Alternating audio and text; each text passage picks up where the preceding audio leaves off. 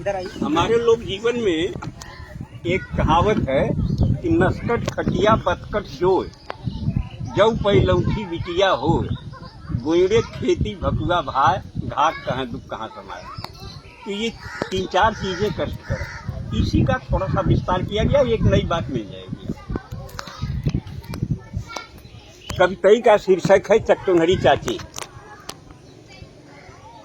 इसको बहुत मंचों पर पढ़ा गया है, आकाशवाणी से पढ़ा गया, लोग पसंद करते हैं। वो शुरू करता है कि चकचोनहरी चाची कहत रहल नस्कट खटिया दुखदाई हो, बतकट मेहरारू अगर मिलल तो रचको नहीं भलाई हो।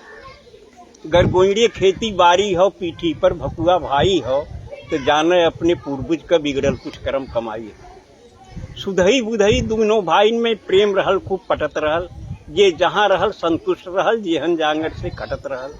लेकिन देवरान जेठानिन में दोनों में नाही बनत रहल, बिस्कुट बानी हर समय रहल, आए दिन झगड़ा ठनत रहल। जन्म जन्म के दुश्मन इस दोनों जन आँखी में खटकें, उन्हें देख चौका पटकें, तो उन्हें देख बेलना झटकें। सुख दुख के बाँटब दूर भयल, बोलब चालब भी विष होइया, मुँह झोरा ऐसा लटकाई लिहिन रुख दोनों के 36 होइया।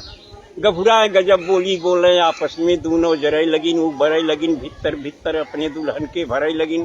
भाई इनके पावन रिश्ता में दोनों मिल गजब गिराई दीन, और दिन रात कान फूकत फूकत पानी में आग लगाई दी। ताना तानी में बात बढ़ल, फिर भाईन में खटपट होइया, कुछ बनल गिरस्ती बिगड़ गई, खेती बाड़ी चौपट होइया। सुतहा रुपया कर्जा लेके छोटकऊ जने परदेश भगेन, बोझा ढोवे क मजदूरी कुछ एहर ओहर के करे लगेन। कम पढ़ा लिखा बुधई गंवार का काम मिले कोयलारी में, 12 घंटा टोकरी ढोए और कोयला बोझे लारी में। करिखा हो गया कपड़ा लगता, सज्जे शरीर करियाई गई, अगली पछली कुल सुझे लाग, मोहर सकल हेराई गई। वह दिना बेचारू बुधई ते जाने बिल्कुल बौराई गैन। रचना तब की है जब मोबाइल नहीं था। जी जी। वह दिना बेचारू बुधई ते जाने बिल्कुल बौराई गैन, जब दुई दुई बैरन चिट्ठी एक कई दिन घर से पाई गैन। तो पहली चिट्ठी मेहरारू के पहली भेजा था, वो पहली चिट्ठी मेहरारू के, दूसरी माई के हाथे से।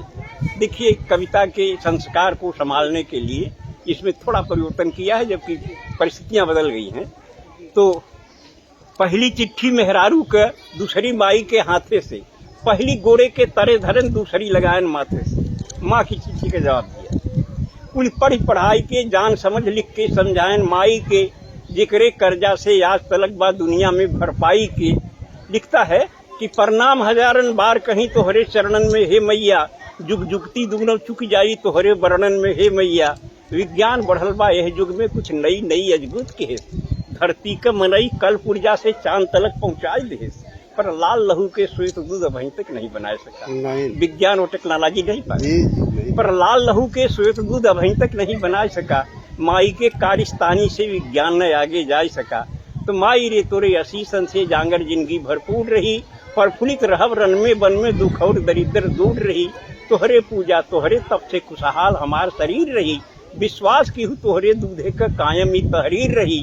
अरदास अंत पे बा मैया तू तनिक करेजा वोट की हूँ, आशीष देत की बेटवा के तू मापन आंसू पहुँच गए। फिर दूसरी बात जिसके लिए पूरी बात कही गई है कि फिर मेहरारू के लिखें, फिर मेहरारू के लिखें तो के चाही गहना सोना चानी, कंघी दर्पण चोटी चप्पल चोली चौकस चूनर धानी।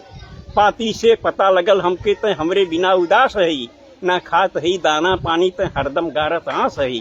तो सीता हरण सुने होगी पंडित से कथा रामायण में, बिरहा चैता कजरी सोहर सावनी लावनी गायन में।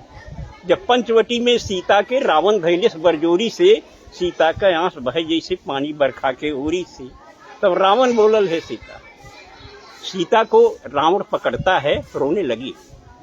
रावण ने कहा रो रही हो सीते, दशरथ के भंडार में बड़ा सोना चांदी था, जनक के पास भी सोने चांदी की कोई कमी नहीं थी, लेकिन तुम्हारी पति के प्रति निष्ठा अविचल थी, अटल निष्ठा थी, इसलिए तुमने सोने चांदी की तरफ देखा नहीं, राम के साथ चली आई।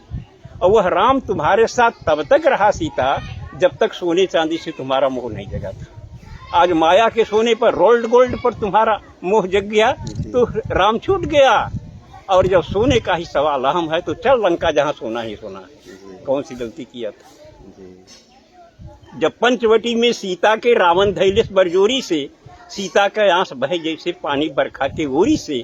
तब रावण बोलल, हे सीता, जब भयल राम वनवास रहल, दशरथ के महल अटारिन में सोनन का हास विलास रहल, लेकिन ना मोह भयल तोहके तब राज और राजधानी पर, तू लात मार के चली आऊ दशरथ के सोना चानी पर। तब पति का प्रेम मिलल सच्चा, कंडीशन थी।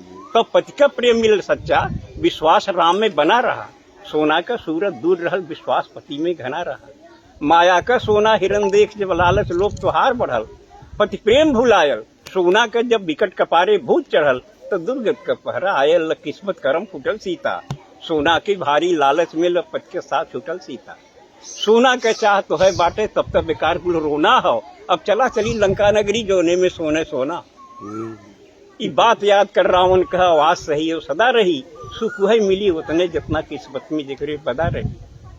आगे भी जौने नारी के सोना के लालच धरे रही, छुट जाई ओकर राम सुन पति कबन ओकरे घरे रही।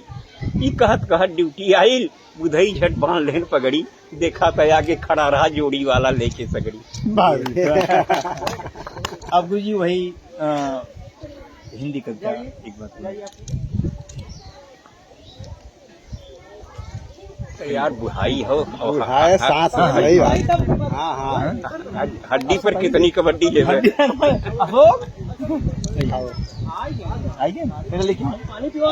ठीक है, बैठिए, मैं सुना दे रहा हूँ। और नमामि गंगे कहाँ इस पर बहुत चल रहा है। सब लोगों ने अपनी अपनी और क्षमता के अनुसार, शैली के अनुसार कहा। लोक भाषा में से नहीं, अखड़ी में देखिए।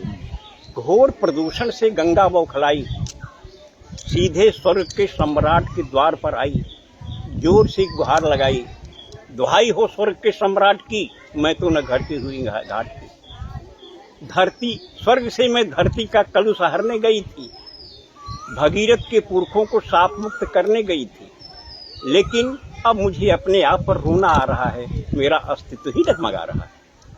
देवराज बोले, गंगे तू कभी श्री हरि पद नख में समाई थी, ब्रह्मा के कमंडल में जगह बनाई थी, शिव के जटाजूट में भी लहराई थी। लेकिन जब विष्णु ने तुम्हें लात मार दिया, ब्रह्मा ने हाथ झाड़ लिया और शिव ने तुमको दिल दिमाग से उतार दिया, तभी तुम्हें तुम्हारी औकात बता दी गई, जब देवताओं का साथ छुड़ाकर तुम आदमी के साथ लगा दी गई।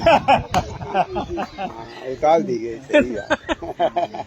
तभी तुमको तुम्हारी औकात बता दी गई, जब देवताओं का साथ छुड़ाकर तुम आदमी के साथ लगा दी गई। गंगे, तो युगों से तुम धरती का कलुष पी रही हो, एक छटपटाहट भरी जिंदगी जी रही हो। आदमी नहीं जानता कि ये तुम्हारी विवशता है कि महानता, लेकिन इतना सच जरूर है, ये तुम आदमी का कलुष न पचाती, उसको उसके ही प्रदूषण से न बचाती, तो अब तक उसके पाप का घड़ा भर गया होता और अपने ही प्रदूषण के जहर से आदमी मर गया होता। कैसा रहा ये? बहुत अच्छा गुरुजी। ए बेटा